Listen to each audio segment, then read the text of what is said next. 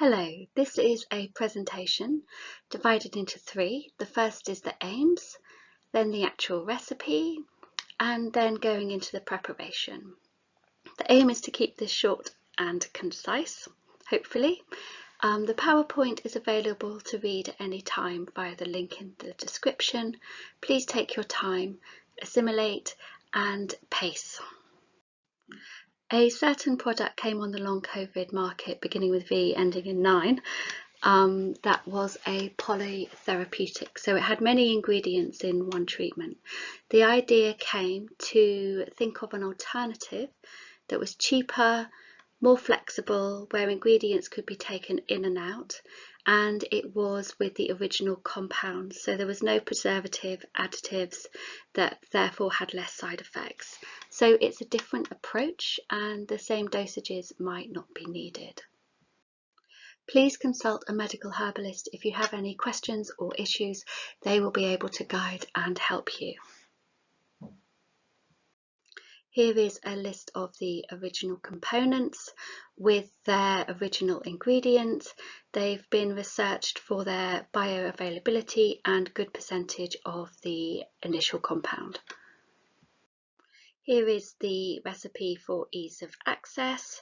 All the amounts are here. They are variable, so look at the rest of the presentation to determine which you need. Or they can be divided into 2 or 3, and you can apply to ease of use and your energy levels available. The first ingredient is curcumin, but we are using turmeric here. In the original product, it's unclear of the amount, if it's actually curcumin or turmeric. There's a variable amount, so choose the best for you. You can start low. 1 gram to 12 grams is the range. The key aspects are it's antiplatelet, antiviral, and there's many curcuminoids. The other thing is you can just add turmeric to cooking. Like many of the flavonoids in the product, it has poor bioavailability. It does need oil, yet these are provided in the onions, heat, and in preparation of the infusion and decoction, this is provided. The second ingredient is piperine, and we're using black pepper here. It's about 3 corns, the recommended amount. You can add in everyday life, cooking, on food. The key thing to watch for is that it can stimulate histamine, so be careful if you have MCAS. The pepper acts as heat as well, so it can open the blood vessels to carry the rest of the herbs, so it's acting as a catalyst. The good thing with piperine is it's a bioenhancer, so it helps the body absorb the turmeric in the ingredient before.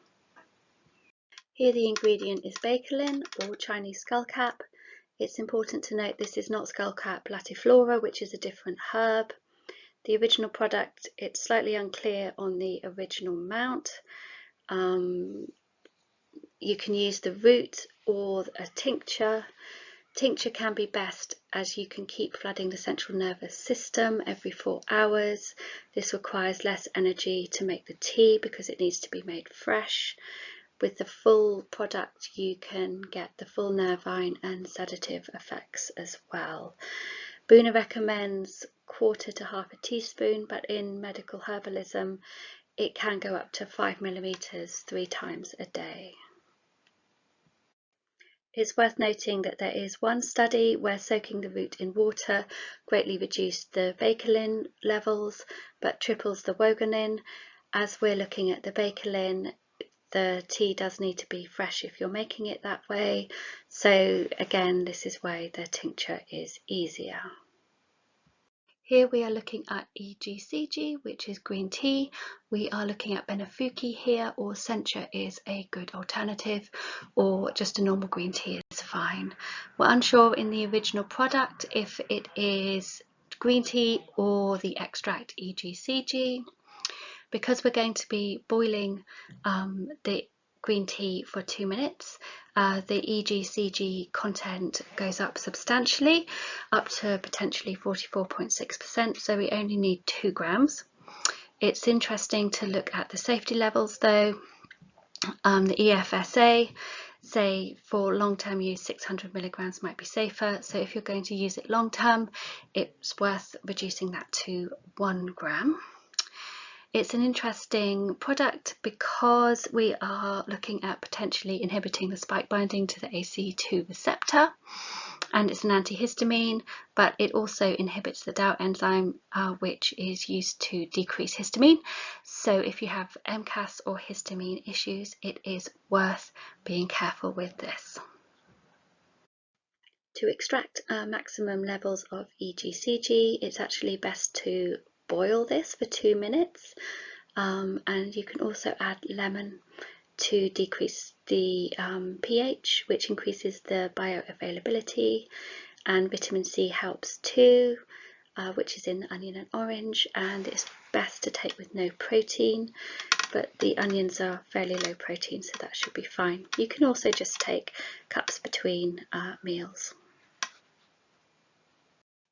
So this is our first non-herb. For the quercetin, we're actually looking at preparing red onion. The research shows that the absorption of quercetin is best in a food, and the oil provides a key absorption method too. You've also got the FOS for the gut bacteria, although if you are prone to IBS, please be careful here. The amount is 200 grams, which is kind of a medium 2 to 3 inch onions. Quercetin is fat soluble, so the oil helps here, and it's also the glucosides in the actual plant, the sugars in which are increased during frying, which helps you absorb the quercetin, as it's notoriously awful to absorb from supplements. The important thing to note here that this is not Mediterranean oregano, it's Mexican oregano, which is a different family. The original product used peanuts, which is possibly a problem with allergy, so we're avoiding that problem. Key points are it's possibly a C19 protease inhibitor and also acts strongly on capillary function. Dried Mexican oregano is best. There's about 1028 milligrams per 100 grams, and that works out about 20 grams to get the 200 milligrams of luteolin, which is about 4 teaspoons. Again, we have a bioflavonoid that is poorly absorbed in water, so emulsion helps, which the oil will help with. There are other things you can help include in your diet that has luteolin in as well, like chamomile and yarrow tea, also sweet green pepper, radicchio, pumpkin, chicory, greens, kohlrabi. All of these things can be added too. For the hesperidin, we're looking at tangerine peel, although orange peel is fine. Again, not quite sure from the original ingredient which part of the fruit is using, but we do need the peel. 6.6 grams of peel at 5 to 10% of hesperidin gives you the 666 milligrams equivalent to the original product. Again, some care is needed here, as orange can be a histamine liberator, but it also has antihistamine properties, so some experimentation or care needs to be here.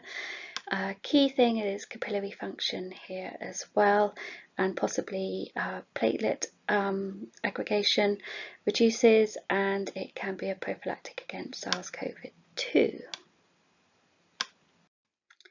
Interesting to note that orange and tangerine peel is often used in traditional Chinese medicine and has been used in their COVID preparations too. Interesting to note it has a reasonable half-life of 6 hours, and also that it can be just drank in orange juice as well, and you will get the hesperidin, especially if you're using ones that use the whole peel and the whole fruit. For the rootin, we are looking at Sophora japonica, or the Japanese pagoda tree. It's another ingredient commonly used in traditional Chinese medicine. It can be hard to find, but it has really high levels of rootin, but with Etsy, eBay or Good Mountain Herbs in the States, good quality sources can be found. The most important thing is do not buy or use the seeds. These are toxic. It's the buds that we are looking for. It's about 16% rootin, which is high, so we're looking at about 4.6 grams to get the equivalent amount, although in Chinese medicine they will use higher dosages of between 10 to 15 grams. When you are sourcing the product, the Chinese name is Hua Hua Mi. That might give you some more options. Vitamin C can help absorption as well, but we will get that from the onion and the orange in the preparation. Okay, here we have one of the more tricky but potent ingredients. We've got glycyrrhizin, which is in licorice. It's traditionally used in short-term use in Chinese herbal medicine, often only for 5 days in acute situations. In traditional medical herbalism, there's usually a 4 to 6 week limit. It's actually a bit addictive too, so you do have to be a little bit careful. There's different dosages and limits. So the EU limits the amount of glycyrrhizin at 100 milligrams, which at about 4% is about 2.5 grams of licorice. The WHO goes to possibly a bit higher, 5 to 15 grams, with a 600 milligram suggested limit. Traditional Chinese medicine will go up to 9 grams of licorice, where the product keeps in line with the EU, so we're looking at 100 milligrams. So it depends on your need and your discrimination, and consulting a medical herbalist to decide which is the right dose for you. You do need to be careful that it is product that has been grown for 3 years or more to get the sufficient levels of glycyrrhizin. Any product from China, it has to be 4%, so care in sourcing is good, but it does have hundreds of compounds and is a very powerful herb in that it has primarily synergistic qualities, but you do have to be careful, especially if there's ME or POTS present, as it has mineral corticoid activity, so care does have to be used because it can also interfere with calcium and potassium absorption. But saying all that, it is a wonderful immunomodulant and stimulant, and prevents viral replication and viral uptake. So just some awareness is used and needed with this herb. So there are a list of other supplements that Harold Booner recommends if you're concerned about the side effects. Glycine, L-cysteine and potassium can be used. There is an alternative of Taverneria cunifolia as well, but it is a wonderful herb and unusual, so it's potently antiviral, moderately antibacterial, moderately immune potentizing, and a very potent synergist, so it helps all the other herbs in the preparation work well. The other ingredient we are adding is ginger, mainly because it acts as a carrier for the other herbs. It opens up the blood vessels and the blood flow. This is often commonly used in Chinese medicine. So that's what we're doing here as well. There are different forms of ginger. You can use ginger powder, fresh juice, which has its maximum antiviral properties, or ginger root. So it also helps the taste substantially and gives warmth to the preparation. So in these slides, I've just, for ease of use, helped people source the product. So if you go to the links, you can just find the product there. I've also priced it and given the amount needed for 6 weeks and per day as well. So there's price per day and price per 6 weeks. To make it really easy, I've compiled an Amazon list which has a link here, so you can just source the products to buy straight away. and also experiment and find things as you need and can find them as well. DIY10 kind of costs about £108 for 6 weeks, where Medicinal's 9, depending on the price structure they're using in customs, kind of ranges between £232 and £295. So you've got a saving of over 50%, and you have all the other ingredients that are in the original sources of herbs and food as well. So now we move on to the preparation stage. The great thing about this is you can just add one ingredient at a time. 3 days to try, or even longer, a week, just to see how your body reacts is fine. You can start small, you can adjust the dosage, you can take things out. It can be quite good to keep a notebook to keep a note of any symptoms or reactions, but just pace yourself, take your time, and it's okay to experiment as well. Here's the recipe again. We've got 4 different stages. So you've got the herbs to be made as a decoction or infusion. You've got the green tea to be boiled separately or just drank throughout the day between meals. You've got some red onions to be fried in olive oil, and you've got the tincture. I would delegate if you have really low energy to ask someone to help you do this. But as you get into the flow, it's really not as complicated as it seems. There's different energy levels and preparations that we go into as well. The other thing I wanted to do is prepare a really easy recipe, so you don't have to be weighing everything out too much. Essentially 1 teaspoon is about 5 grams. It's not massively critical the amount you're actually using because it's whole herbs and spices and original ingredients, so a certain degree of flexibility is fine. So 2 teaspoons of turmeric, swizzle of black pepper, 4 teaspoons of dried Mexican oregano, 2 teaspoons of Sephora japonica, half a teaspoon of licorice, 1 teaspoon of dried ginger and 1 teaspoon of dried orange peel.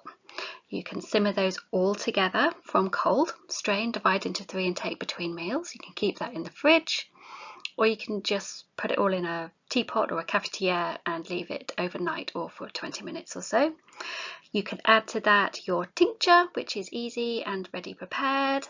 You can pre-fry your onions at the beginning of the day or get someone else to, and divide those into 3, eat with all the other ingredients, and then you can just boil the green tea for 2 minutes 3 times a day. That does have to be fresh, and take with all the other ingredients as well, or just steep a bag in a mug. That's absolutely fine. So remember, do delegate if you need to. We have got the oil in the onions that helps the fat-soluble compounds. We've got cold and hot water infusions, which increases the availability of different constituents in the herbs. You've got the tincture that enables constant supply of anti-inflammatories. So there we go. So many of the ingredients are roots, skins and corns, and in herbal medicine a decoction is often used for these to gain maximum extraction, but the good thing about this is you can make 2 to 3 days worth, keep it in the fridge and divide the dose as you need it. You can add honey to sweeten as well because it's quite strong, and you can strain with filter paper or just a normal sieve as well. Once you get into the swing of this, it's really not too difficult, but if your energy is low, please delegate and ask someone to do this for you. There is a lower energy use, and that is just a long infusion, which is easy. So you just get your herbs and put them in a cafetiere or teapot, pour hot water over them, and you can leave them to soak for a few hours or even overnight to get a nice strong dose, and then you can just drink throughout the day. Keep it in the fridge, so divide into 3 and drink into 3 sessions or even into 2. Again, you can add honey, but we're using hot and cold water infusions to allow different active constituents in the herbs to be absorbed. Quick note, not the green tea or the skullcap, as these shouldn't be soaked. There is another preparation option, and that is a powder. So you can blend all of the herbs into a powder and take what you need for the day, and then just add them to liquid, mix up and drink. Orange juice is ideal, but obviously if you have histamine or MCAS issues, please be careful with that. You can also take fried onions with meals or with the powder. Also, I wouldn't do this with skullcap. You can take this as a tincture, which is easy. If you do have help and a capsule maker, the other thing is to capsulate all of these, or you can ask a medical herbalist to do this for you. The other option is just to incorporate these ingredients in your everyday life. So you can drink green tea between meals, you can use pepper, turmeric, onions, dried orange peel and Mexican oregano in your cooking. Very good for a curry. Ideally get someone else to make you a curry. You can also have licorice and saffora tea with your meals, and you can just take the skullcap tincture as well. The other option is to take what herbs you can as a tincture, and to take tincture you just put a little bit of hot water onto the measured out amount, leave for a few minutes and then drink down. The other thing we have to be careful of is many tinctures have alcohol, so again if you have MCAS or histamine issues, please be careful, but you can get many herbs with a glycerin preparation as well. One of the most important things is, how does it taste? It's actually not that bad. It's quite warm, the ginger and the pepper makes it quite palatable. The fried onions are actually quite good. You've got the tincture, a little bit of green tea. Yeah, it's fine. It's possibly better than the original product, dare I say that.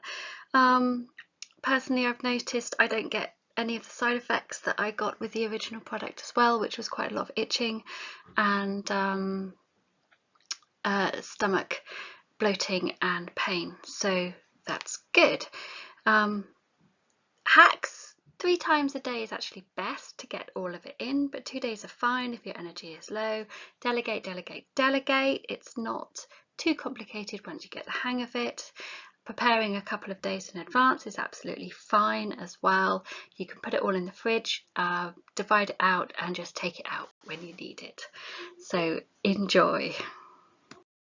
Here are a few book recommendations that I've used and are good for further information and research.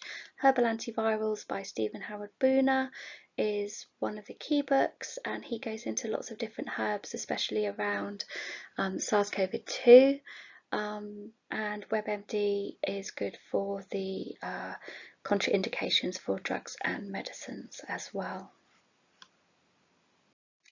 Thank you so much for listening. I hope this is useful in some way for you. Long COVID Advocacy is on Twitter and Mastodon. The links are here. All this information is completely free for you as a starting point and to experiment with. But if you would like to donate and share a cup of coffee or herbal tea, please click on the link for a donation. Many good wishes to you, and may one day we find a cure and a treatment. Best wishes.